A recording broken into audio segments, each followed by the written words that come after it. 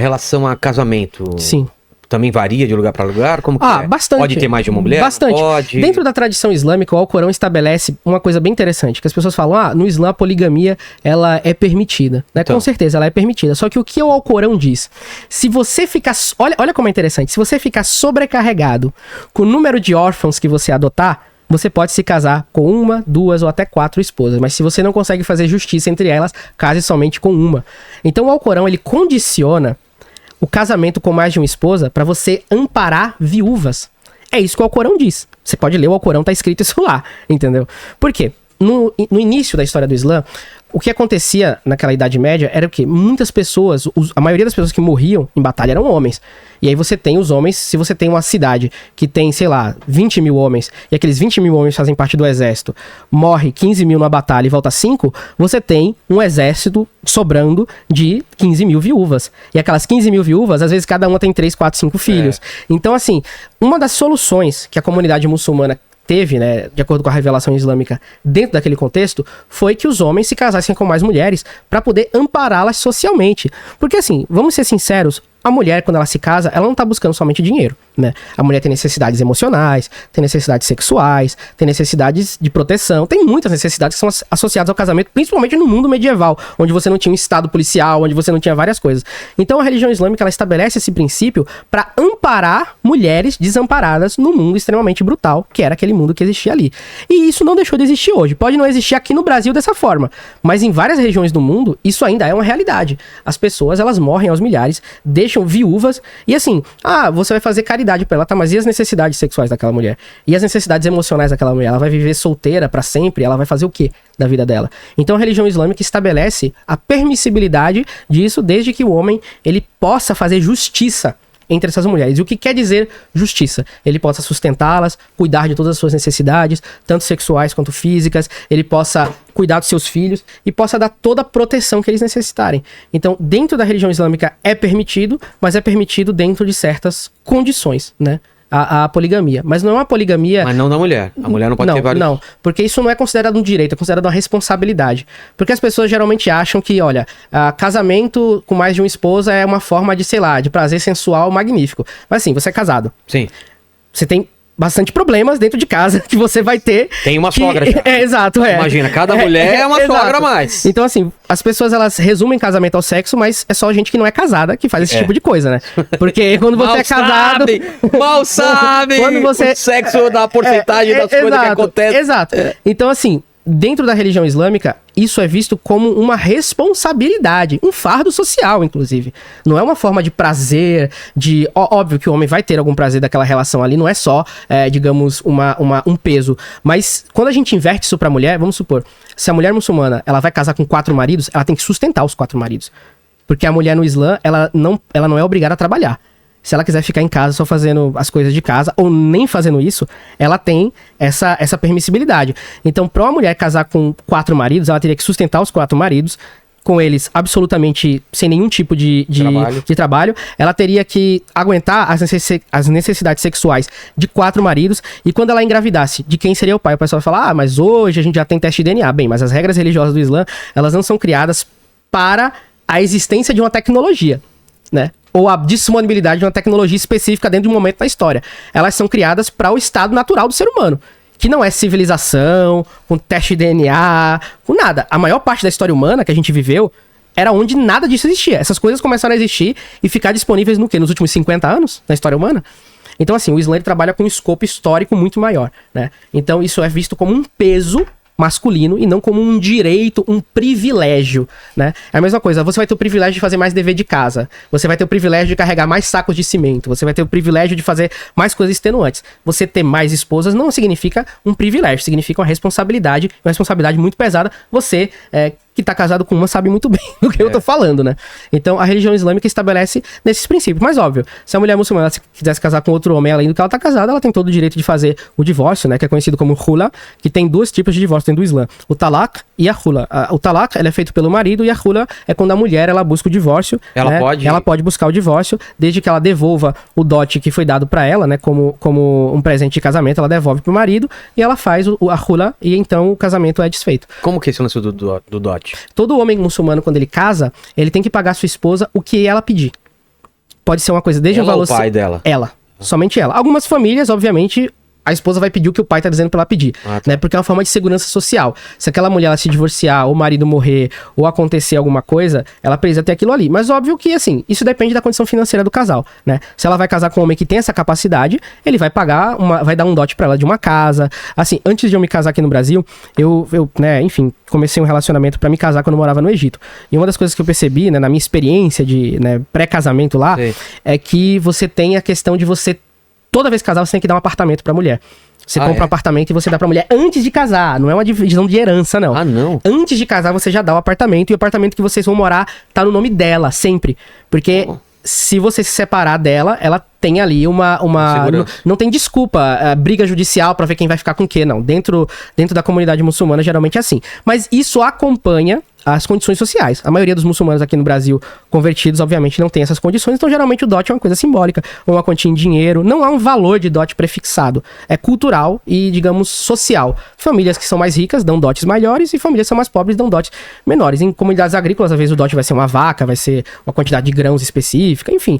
É o que a mulher pedir. E isso não é pra família dela, é pra ela. É um presente do homem pra mulher. E aí, ele pode pagar à vista ou parcelado de acordo com o que a mulher decidir, entendeu? Se ela falar, ó, eu vou querer meu dote à vista. Aí você não vai pagar, você não casa. Tudo é determinado pela mulher, na verdade. Ela que determina como esse dote vai ser pago antes do casamento ou durante o casamento. Mas se ele não paga o dote, ele tá ferindo o direito da mulher. Mas normalmente é um imóvel ou não necessariamente? Depende da cultura. É? Tem países que é um imóvel, tem países que geralmente são mais pobres, são animais. Aqui no Brasil, geralmente o pessoal pede uma joia, uma quantidade de dinheiro, uma coisa... Vale alguma coisa. Exato, que vale alguma coisa, porque assim, tem culturas onde isso já tá enraizado há muitos séculos e as famílias meio que já se preparam pra isso. O pai já pensa no que ele vai ensinar a filha a pedir, e a filha já sabe o que ela vai pedir.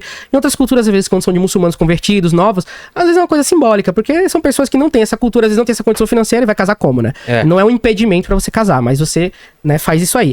É a proteção social feminina antes da criação de todo esse arcabouço legal que a gente tem de direitos, de divórcio, de divisão de bens dentro do mundo islâmico, desde a Idade Média. Entenda, essas leis foram criadas no século VII, né?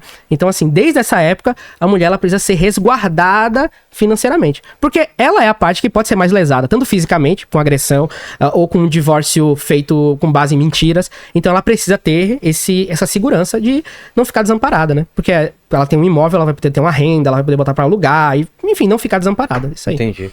E em relação a... Você falou a divórcio, em relação a... Desculpa se for um absurdo que eu vou falar, mas negócio de traição, apedrejamento, essas coisas. Bem, dentro da tradição muçulmana, o Alcorão não menciona apedrejamento em canto nenhum. Tá. No Alcorão não tem falando nada de apedrejamento. Então de onde veio isso? Então, a tradição islâmica ela possui duas fontes principais, que são o Alcorão, né? Pelo menos o islamismo sunita. É o Alcorão sagrado, o livro sagrado, e os hadiths, são ditos atribuídos ao profeta Muhammad. São ditos de pessoas que compilaram e estavam vivendo com ele. Tradição oral. E tradição oral que depois se transformou em tradição literária num período muito curto de tempo. Não, digamos assim, não levou tanto tempo para que isso fosse compilado como tradição literária. E dentro dessas tradições literárias, você tem a recomendação da pena capital para adúlteros e adúlteras. O que o Alcorão fala não é isso. O Alcorão fala que adúlteros e adúlteras devem ser deixados dentro de casa até que a situação deles melhorem. É diferente do apedrejamento. Como se fosse uma doença? Como se fosse uma espécie de isolamento social até que a verdade daquilo ali seja apurada. Mas aí o quê? Na tradição dos hadiths, não. Você tem a tradição explícita de que há uma pena de morte para homem e mulher que fizer sexo fora do casamento. Mas isso também existe na Bíblia, né? Você tem ali a punição das adúlteras, inclusive a famosa parábola de Jesus, quando ele vai ver lá a adúltera sendo apedrejada e tal. Só que o que a religião islâmica estabelece como limite, né? Para que alguém seja acusado de adultério, essa pessoa precisa ver uma penetração, né, vaginal, no caso, por 4 testemunhas que sejam as pessoas conhecidas como mais confiáveis naquela comunidade. Ou seja, só se as pessoas testemunharem uma cena sexual ao olho nu. Não vale, o homem estava em cima da mulher, eles saíram de um quarto juntos, nada disso é pena. E se eles admitirem que eles fizerem isso, ou seja, basicamente eles querem receber a pena como uma forma de expiação. Então, assim, é uma pena que não é aplicável em termos práticos. Mas vazar um vídeo. Não é considerado. Não é considerado como adultério. Não é olho nu. Não é olho nu, porque não é considerado adultério. Assim, é considerado adultério do ponto de vista social. Aquele casal que fez aquilo ali, pode ser preso, porque adultério é considerado crime, né? Aquele casal ali pode passar por alguma sanção legal, mas a pena de apedrejamento, ela não foi registrada na história islâmica, assim, quase nunca. Se você for pegar todas as sociedades e civilizações islâmicas. Porque sempre foi tão difícil você testemunhar uma execução por adultério, que, basicamente, historicamente falando, tem um artigo sobre isso no meu site, pra quem quiser ler depois pode me pedir que eu envie o link, que ele mostra, olha, historicamente isso é inaplicável. Porque quem vai testemunhar um adultério de duas pessoas transando, e assim, você não pode nem pesquisar. Porque se você for escutar um barulho de duas pessoas transando e você vai lá escutar, é proibido dentro do Islã. Ué.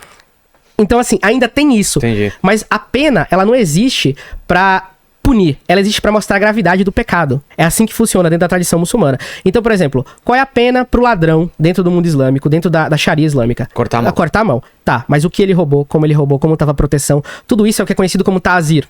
O que é ta'zir? São atenuantes de contexto. Aquela pessoa era pobre e estava com fome. Então, já não corta a mão. Ah, aquela pessoa roubou algo que estava desprotegido. Então, já não corta a mão. Você tem uma lista imensa de atenuantes. Tem um imã que ele criou 30 atenuantes para que aquela pessoa não passasse por aquela pena.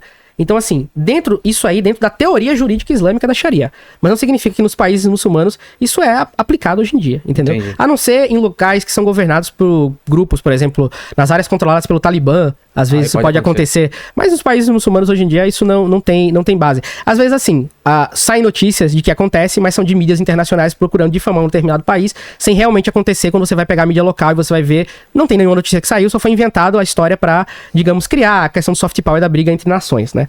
Mas, assim, a teoria política islâmica é uma, mas a prática religiosa e do convívio é outra. Porque se eu perguntar pra você, quem é que trai alguma pessoa na frente de 4 testemunhas, ou as 4 testemunhas vão estar, as 4 mais confiáveis da cidade, andando... Você no clube de swing, exato. Né? Mas a ideia é justamente essa. Você tá entendendo? A pena, ela é tão extrema quanto a forma que você tem de pegar. Entendi. Entendeu?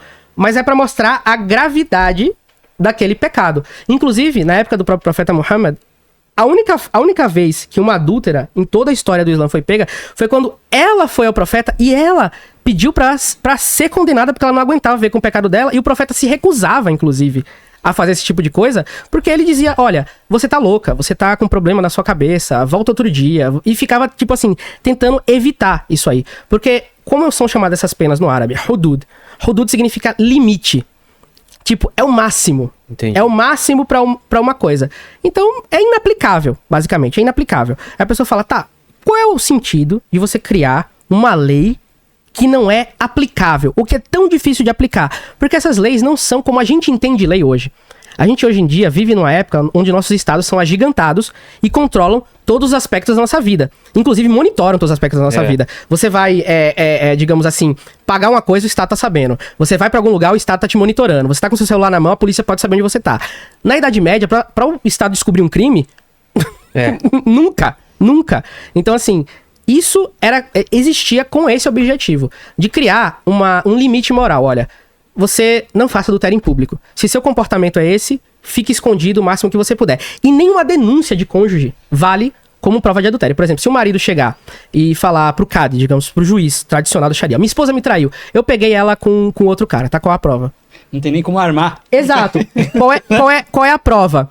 Qual é a prova? O cara vai falar, eu vi. Não, agora você vai receber 70 chibatadas, porque a pena por acusar uma mulher de adultério sem ela ter feito é 70 chibatadas, entendeu? Entendi. Então, assim, é isso que é, digamos, o ethos dentro da religião islâmica. E dentro disso aí tem várias escolas que vão interpretar a forma de aplicação da lei de maneiras totalmente diferentes. Aí a pessoa tá, mas o porquê?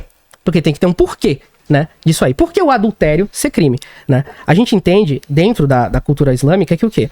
O peso social de uma relação fora do casamento sempre fica pra quem? Pra mulher.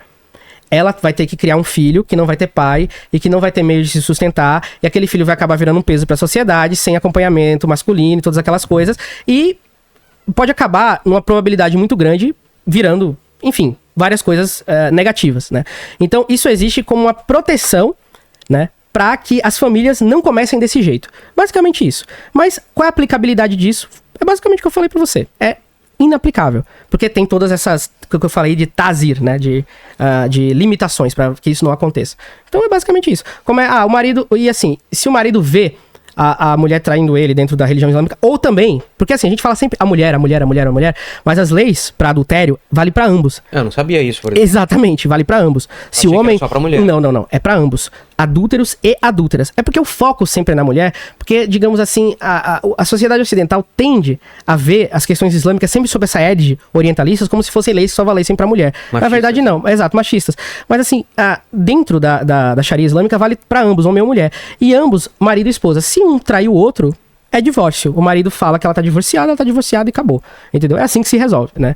Penas por adultério é uma coisa assim... de vez em nunca, porque não tem como provar aquilo ali. Às vezes, alguns estados criam factoides de dizer que estão implementando determinadas penas como propaganda religiosa. Olha, nós estamos tão seguindo a lei religiosa que aqui até adúltero vai morrer, entendeu? É? Mas não necessariamente aquilo ali é uma forma de aplicar. É propaganda. Aqui, o que é que a propaganda estatal fala com relação à legitimidade do Estado? Temos uma democracia, todo mundo aqui é livre, e a gente sabe que na realidade é propaganda, né? Então, assim, da mesma forma, nos países que são legitimados por religiosidade, existe isso, né? Somos tão religiosos que aqui fazemos isso, quando na verdade não fazem. Essa